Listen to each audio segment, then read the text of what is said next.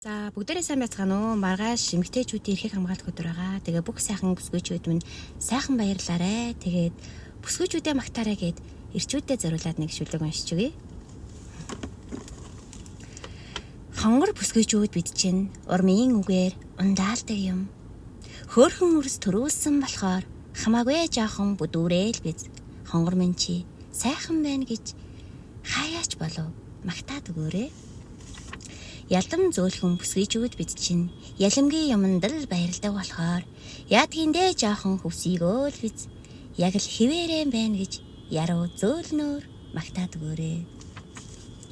Гялалзаж явсан залуу нас минь айчмаар алсарч өнгөрсөн ч голдмон зохилох гинэн сэтгэл гэвч одоо яг л нялхаараа хിവэрэл байгаа шүү.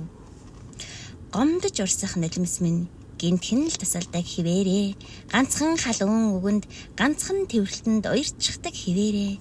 Тийм болохоор эргэлзээгүйгээр тэрвэрж хайрлаарай. Тэнгэр шиг уужим сэтгэлгээр тэгшхэн нэмсгэлж магтаарай.